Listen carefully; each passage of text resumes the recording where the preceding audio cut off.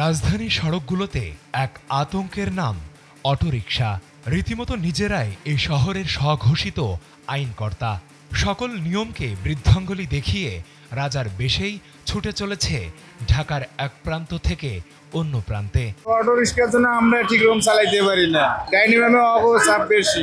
অটোরিকশার কারণে প্রচুর পরিমাণে জ্যাম, মানুষের সময় নষ্ট হয়। সিরিয়াস রোগী থাকা অবস্থায় এরা মনে করেন যে আমাদের গাড়িতে লাগায় দিয়ে আরো চলে যায়, ঠিক আছে? এরা খুব খারাপ, অটোরিকশাগুলা উঠে দেওয়া উচিত বাংলাদেশ থেকে।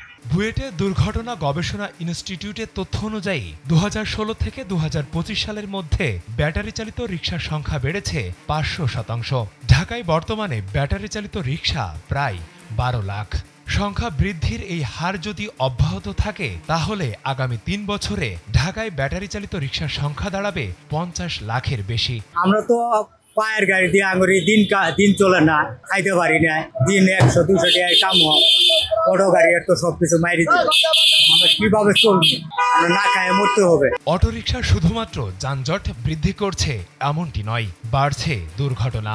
যাত্রী কল্যাণ সমিতির গত সেপ্টেম্বর মাসের প্রতিবেদনে দেখা গেছে সারা দেশে 504টি সড়ক দুর্ঘটনায় 502 জন নিহত হয়েছে, আহত হয়েছেন 964 জন, যার মধ্যে ব্যাটারি চালিত রিকশায় সড়ক দুর্ঘটনার হার 12.17%। অ্যাক্সিডেন্ট হয়ে যায়, আপনি মনে করেন নতুন পোলাপাইন চালাইতেছে, এরা মনে করেন উড়া দুরা চালায়। আমরা তো আর মনে করেন নতুন চালাই না, আমরা পায়ের রিক্সাতে চালাই, মনে করেন অটো রিক্সাতে।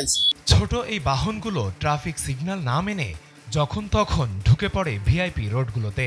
যানজট কিংবা সীমিত আইন প্রয়োগের ফলে এই অনিয়ন্ত্রিত সমস্যার প্রকাশ করছে ট্রাফিক ব্যবস্থাপনার দুর্বলতার দিকও। তবে ট্রাফিক পুলিশ বলছে অটোরিকশা নিয়ন্ত্রণের ভার সিটি কর্পোরেশনের উপরেই বর্তায়। একটি সমন্বিত প্রক্রিয়ার মাধ্যমে এটি নিয়ন্ত্রণ করা সম্ভব। তারা সিগন্যাল মানতে চায় না, ব্যাটারি গতি থাকার কারণে হঠাৎ টান দেয়, উল্টে চলে আসে।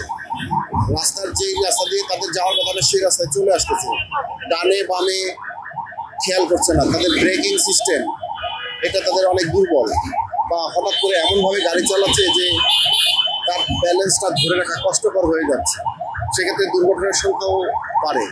রিক্সা নিয়ন্ত্রণের দায়ভার অনেকটা সিটি কর্পোরেশনই বহন করে, যেহেতু এটা বিআরটিএ নিয়ন্ত্রণের মধ্যে না। প্রতিটা এলাকায় সিটি কর্পোরেশন, পৌরসভা এরা এই রিক্সাগুলোকে নিয়ন্ত্রণের মধ্যে নিয়ে আসবে। এদেরকে আইন প্রশাসন বা পুলিশ প্রশাসন যেই বলেন তারা তাদেরকে সহযোগিতা করবে।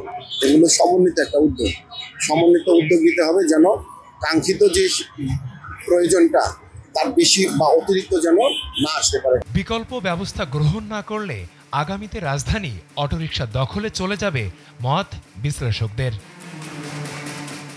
ফেরদৌস সাগর, সময়ের আলো, ঢাকা।